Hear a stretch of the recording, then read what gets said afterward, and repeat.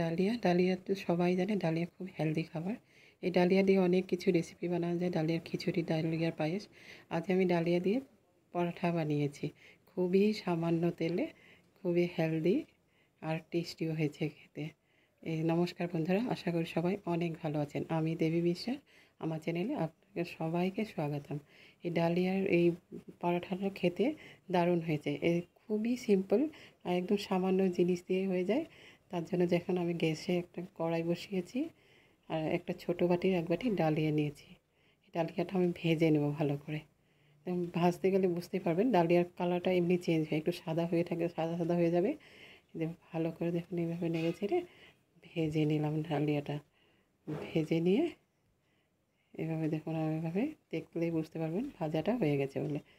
একটু মিডিয়াম করে দিয়ে ভালো করে ভেজে নিয়েছি। নিয়ে একটা পাত্রে নিয়ে ভালো করে জল দিয়ে 3-4 বার করে ঘষে ঘষে ভালো করে জল পাল্টি পাল্টি আমি ভালো করে ধুয়ে নেব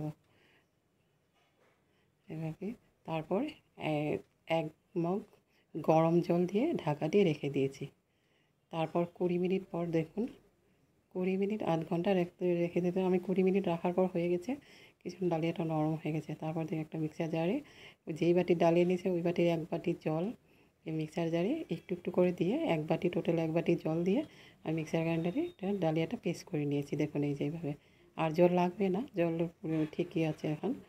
এখন দেখুন এইটাতে এটাতে একটু নুন, কাঁচা লঙ্কা, চিলি ফ্লেক্স, কারি পাতা, তারপর এক বড়ো সাইজের পেঁয়াজ কুচনো দিয়েছি। ধনে পাতাও দিতে পারেন, আমার কাছে ছিল না তাই আমি দিইনি। তারপর গাজর কুচি, ক্যাপসিকাম থাকলে ক্যাপসিকামও দিতে পারবেন। আর আজওয়াইন একটু দিয়ে ভালো করে মিক্স করে নিচ্ছে।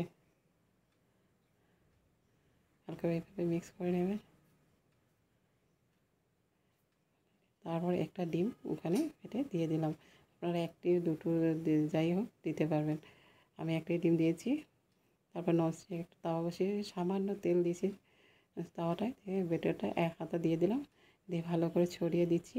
এদের একটু পাতলা করে ছড়িয়ে দিয়ে ও একটু সময় হতে দিচ্ছি। দেখবেন একটু হলে বুঝতে পারবেন কালারটা চেঞ্জ হয়ে যায়। 1 পিঠ হওয়ার পর আবার আরেক পিঠ উল্টে দিয়ে এভাবে গ্যাসের ফ্লেমটা মিডিয়ামে রেখেছিলাম, রেখে এভাবে দেখুন একটা পরোটা হয়ে গেল।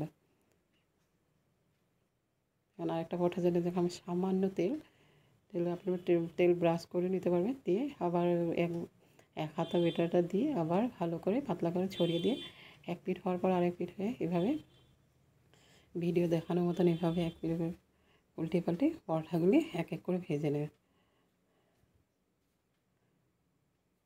খুবই ইজি, আর পরোটাগুলো সুন্দরভাবে উঠে এসেছে, একটু প্রবলেম হয়নি, সুন্দরভাবে করা হচ্ছে। খুবই সিম্পল। আর আপনারা নিরামিষ দিনে বানালে হয়তো পেঁয়াজ আর ডিমটা না দিলে হবে, সিম্পলভাবে বানিয়েও খেতে পারবেন। আমার ভিডিওটা ভালো লাগলে একটু কমেন্ট করুন। আমি আরও যারা ভিডিও আপনাদের পাশে দিতে পারি তার জন্য একটু সাবস্ক্রাইবও করে রাখবেন। ভালো লাগলে লাইক করে কমেন্ট করবেন। ভিডিওটা সম্পূর্ণ দেখার জন্য সবাইকে অনেক অনেক ধন্যবাদ।